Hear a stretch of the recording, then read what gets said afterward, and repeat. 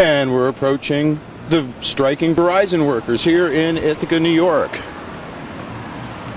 And we're approaching them now, yes indeed. Let's see what they have to say. I'm sure they'll have something to say. Morning. How are we doing? How are you? Oh, pretty good. We're from Pegasus Channel 13. We thought we might like to cover what's going on here. Is there somebody who'd like to speak? What exactly are you striking about? I mean, I have some kind of background on this. Well, there's many issues at the table right now with Verizon. Benefits, job security, pensions, you name it, they want it all. And basically what now we're trying to do is trying to keep what we've got and negotiate in good faith and have a level of respect at the bargaining table that Verizon refuses to extend on our behalf. So they left us no choice but to go on strike at this point in time until they come back to the bargaining table willing to talk fairly about the issues. This is what the result of this is until they do that. So that sounds good. Now I understand Verizon's made their quote-unquote last best and final offer. They've offered more of a pay increase, closing fewer centers, but you still have a lot of concerns about outsourcing and long travel times. What they're trying to do is they're trying to ship out what techs they have into vacuums they've created and their footprint. Rather than hiring people for the areas that they need them, they want to mobilize the workforce to that degree where you're working here in Ithaca and tomorrow you could be working in Boston, Massachusetts. And they want to do this for 120 days at a time. And if you figure this out, I mean, 3 out-of-town tours equates to an entire year. And if there's a position in that area that requires 365 days of employment, they should create a position for that area, not shuffle people around to fill their holes that they're creating. Right, I understand they were talking about closing 30 centers. Yeah, I'm not really certain about the specifics. Not being at the bargaining table, I don't really have access to legally be able to speak on behalf of Verizon, let alone CWA. But these issues that they're bringing up, the closing of the call centers is an issue in New York State right now. I believe they want to close 5 call centers. The head count, I'm not exactly sure how many jobs that equates to, but getting rid of good jobs is just not the answer, in particular when a company makes $1.8 billion a month in profit since the beginning of 2016. There was a point in time when a profitable company, even amidst of the Great Recession, would share its profits with the employees that brought it to them. That's not what is happening here. What you're seeing is, my guess is their fiduciary responsibility to extract profit in every aspect of its business, including employees, and particularly at the expense of the employees. So this is the fight that seems to be entrenched right now. Until they look at us and view us as more of an asset rather than than collateral, then we're not going to get too much out of them. Yeah, this seems pretty typical of what's going on these days in industry in general. I know, well, for instance, in the school district, they don't have the human resources department, they have a human capital department. Yeah. And it sounds like that's the way Verizon is treated. Yeah, you're looking at a multinational company that's just absorbed in its power. It's all and focuses on greed and capital gain, and at the expense of anything. You know, there doesn't seem to be any concern for its employees, from my perspective, by the way they're treating us at the bargaining table. We're just employees that are holding our line with CWA, but we demand respect from them. You can't get that by continually kowtowing to them every time they want something out of us. So we're at a point right now where we're hoping that they'll come back to the table and they'll treat us with respect and they'll negotiate in good faith. Now, as a former Verizon wireless customer, I'll tell you, do you have a cell phone, and if so, is it with Verizon? I personally have a cell phone with AT&T. Yeah, I found Verizon to be rather expensive and not very helpful. So you have a cell phone, but it's with AT&T. AT&T is who I contract out through. I like their service. They are the same union we are. That's a union shop on the wireless side. However, Verizon wants to keep Verizon Wireless. anti-union. They do not want organized labor in their wireless stores. So the price with AT&T versus what Verizon Wireless was offering me was a better deal. So it was really economically a decision, and personally too, to a degree. But that's how it plays out. Yeah, understood. So when it comes to the outsourcing, is this the call centers that they're outsourcing, or they want what? to close the call centers in general and outsource those jobs to, say, the Philippines and maybe India. As far as the location, that's their business strategy and vision and plan. I have no clue why and where they want to ship these jobs, but they should remain here in this country. It is an American company, supposedly. They should. Yeah, I mean, I'm also a victim of outsourcing, not out of the country, but when it comes to tech support, for instance, yeah, if you call like Dell tech support, you get somebody like, "Hello, my name is Chuck," and that's not real. Right. Yeah, I'm going to guess that's something similar to what will happen if they outsource these jobs. If they eliminate them, you can almost rest assured they won't be back in New York State. It's just that many less positions, that less revenue, less tax base. It depletes an economy. It depletes local economies, and an aggregate as a whole, it takes down the economy in general. So outsourcing jobs is not and will not ever be a good thing. I mean, if you're concerned about the American economy, you have to be concerned about the American employee. And that's really at the heart of it. So do you know much about, say, the Trans-Pacific Partnership or the TTIP with Europe, and how does this fit into that as far as you know? Well, the Trans-Pacific Partnership, I'm not sure if you're familiar with. CWA specifically went into a wrestling match with President Obama. He endorsed the TPP, and from a union perspective, we understand what these free trade agreements mean and do to the American workforce. If you look from 2001 to date, 40,000 factories have been shut down, millions, I believe the number is 11 million jobs gone. And the economic impact of that is being felt today. And I mean, you've had two different regimes from 2001 to 2016. Neither the left nor the right has brought a recovery to the American worker. You're still looking at a recession, a very anemic economy. The job unemployment rates, they don't really matter. If you keep an eye on the federal interest rate, that tells you what's going on in this country. And at 0.25% for, good 8 years now, it doesn't say too much about the economy. Yeah, and in some places they're talking about negative interest rates in Europe and stuff like that. That would mean that they would have to pay the businesses that borrow money to borrow their money, which is, I don't know how crazy that is. That's bizarro world right there. Right. So in the context of all that, I mean, maybe you don't want to talk about this, but what presidential candidate do you think might actually help the situation? Do you think Hillary might, or? I'll talk about the one that CWA members, because CWA is one of the few unions that actually allow its membership to vote on the nominee for the presidency. And CWA voted for Bernie Sanders.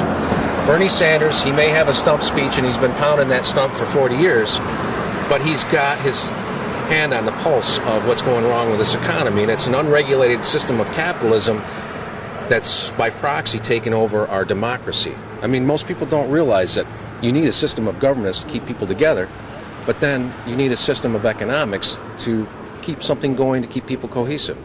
When one gets stronger than the other, the American people are going to lose. So it's one of those things where people are going to have to wake up and know the difference between capitalism and democracy. Until they figure that out, I think we're going to be mired in this economic mess for time to come. Yeah, it seems that capitalism and democracy are, in this country, confused, and in my opinion, personally, it seems like maybe democracy is a little overblown in ways, and I hear talk about whether this country is a democracy or a republic. Do you have any statement on that? I think it's a blend of both. I would have to say it's more of a republic, but every democracy has social infrastructures to keep the government running. You got your public water, you have your school systems, your firefighters.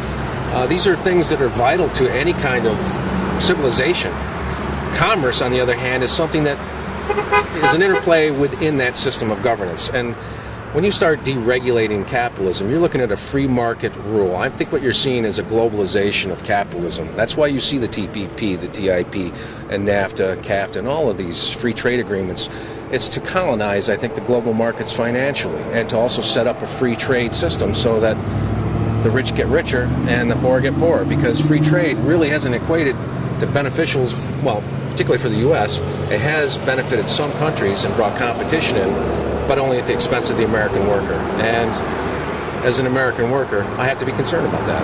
I'm not an executive, so I have to be concerned for my day-to-day operations as well as they do. So all in all, really, the unions are putting up the good fight against this globalization in behalf of American workers and the local economy. I would like to think something along that line. What you're seeing with the fight in unions is the fight for survival, as the union headcount has diminished. I believe it's down to somewhere less than 7% now on a national scale. And the best times that this country has seen is when unions were at their peak. And what you're seeing now is the decline of any civilization, because one of the things that greedy people do is they take more on their way down, and they fleece the public. And that's what's happening right now. They keep wanting more and more, to the point where you have to ask yourself, if you have everything, what more do you want? I mean, at what point does $1 billion satisfy your needs? Does $1 trillion? Is it all the money? And at what point, what do you do from there? Yeah, and who's going to buy your products if everyone around you is poor? That's right. That was the one thing that I know too. It's like, if everyone is out looking for work or on public assistance, everybody's wares they hawk in the society, it's going to become unaffordable. I don't know what to expect or what you'd see, but if you don't have money, the buying power in this country is gone. So, what do you think the end game is here? Where do you think this is heading at this point? If it keeps going in this direction, where is this country headed? Well, your guess is as good as mine. I can tell you right now, it doesn't look good from the road that we're seeing laid out in front of us. You see with Verizon and negotiations with CWA, it doesn't seem equitable, it doesn't seem fair, it doesn't seem conscionable, it seems immoral. And this is just one entity on the greater scale of commerce in the United States. And you're looking at, I think, the demise, or at least the outward declaration of war on unions as we know. And so is there any kind of cooperation between various unions? I mean, I know that the teachers union is under fire and constant attack, and do the unions communicate with each other? Do you know anything about that? Yes, we do. We are all on board together. We're all starting to realize that we're all in this together as one. That an attack on one union is an attack on all unions, in particular in the public sector. We're in the private sector, but when you see, like with Common Core and going after the teachers unions, the teachers unions are just the beginning. They'll go after the firemen next, and then they'll go after the cops. And once they break the public sector unions, then it will be just a simple stroke to go after the private sector. At which point, anybody that's looking for a wage scale set, they're going to be looking elsewhere, because unions set the wage scales for all other non-union jobs. Even non-union employees have a connection to unions. If they like a 2-day weekend, a 40-hour work week, benefits, OSHA, child labor laws, you have to thank a union. It wouldn't be here without it. And those who have jobs that are non-union, that despise unions, they need to think twice and look in their own backyard, see what they've got and how it got there. It wasn't because the company was generous and really liked you to the point where they slathered you with cash. It's because somebody in an organization worked out these hard details, and both, this is the best part, both come to a contract and sign it. So it's not just CWA membership that is endorsing a contract. There's also Verizon that will be endorsing a contract too. So there is a 50% share on a contract. And if you're engaged in a contract, both parties are equally held accountable. So you're seeing the union trying to fight for their cause, and you see what Verizon's trying to fight for their cause. They're not very open with what they want, and there's a lot of misinformation. So when we see a proposal, then we'll know a little bit more about what they're offering us than what they're telling us. So there's a big difference between the two. And, well, I don't know if you want to comment on the teachers' union's endorsement of Hillary Clinton in the context of all this, and where you think maybe she stands. She seems to be tied in with big money and the banks and all of that. why would the teachers union be supporting Hillary Clinton? That's a good question. You may not have the answer, and that's just fine. I probably don't have the answer. I guess they're looking at the grand scale of things. Membership picked Bernie for CWA. NYSUT picked Hillary. That was their decision, and I don't know if one is any better than the other, but we'll see in the end. We'll see who gets elected. We'll see what they do for us. We'll see if it's all lip service or if they're actually going to rise to the occasion of the American worker. And Donald Trump probably won't do anything for any unions, I imagine, since his stuff is all made in China and Mexico. I can't comment on Trump. I do know that Bernie is what they call the left middle finger to the establishment, and I would say Trump is the right middle finger to the establishment. So, yeah, what do you think of a combined ticket, like a Bernie-Trump ticket? I don't see that happening. Just a thought, or a Bernie and Rand Paul ticket. I'd like to see a Bernie and Elizabeth Warren ticket. Well, that's what I've been looking at. But if you're looking at, I don't know if you're going to see a Republican or a Libertarian hitch their wagon to some leftist pony. I don't see that happening. I don't see a blend of two parties at the executive level. I do see Bernie controlling the message to the point that I think it's dialed Hillary to the left a little bit more. My concerns are her ties to Wall Street and the financial industry, because at the end of the day, it is Wall Street that is responsible for everything you're seeing, including the TPP, including the job outsourcing. Everything that Wall Street endorses, we felt the impact of. So Bernie's right on target when he's talking Wall Street, and I agree with him 100%. Whether or not he can deliver at the end of the day, you're looking at what happened to Obama. He agreed with virtually everything the right threw at him and endorsed it. Bernie, on the other hand, has the power of the veto. That executive branch is often overlooked on that respect. All the legislation that got ground out of Congress within the last decade went in favor of the wealthy and businesses. At the very least, I would like to believe that Bernie could stop that at the desk with a veto. A veto is a very strong, powerful tool that the president has, and I haven't seen it used much to the benefit of the people to stop this bad legislation. I don't know if Hillary will do it. I'm certain Bernie would, because he has not moved from his theme since he started, and that's why CWA voted for Bernie. But if he doesn't win it, I'm sure that we'll probably endorse Hillary. So yeah, we've certainly digressed from the issue at hand. How do you see this playing out with Verizon? I'm hoping that Verizon and CWA find mutual ground, and that there is movement on the contract, and that they do come to the table and find something that's equitable for both parties. That's what we're looking for. And so what you're asking for now is what exactly? Can you enumerate a few things just to sort of sum up? Because the bargaining table, and there's so many bargaining reports that come out, it shifts like sand on the beach. So what was relevant last night may not be important today. But like I said earlier, the pensions, the benefits, job security, the ability to negotiate at the table, these are things that are important right now. And I honestly don't have an answer for the particulars on those 5 items. So and what about the closure of centers and like the long travel times they're trying to impose on you? Yeah, we're trying to keep that so that it doesn't break up families, that it doesn't relocate employees. It's tough to have 2 residents. I don't know too many people that can. If you work in Ithaca and are expected to work in Boston for 120 days out of the year just for one tour, how does that equate to the family? How does that work out as far as a secondary residence? Is this something now that's an extra burden on the employee at the expense of the job relocation?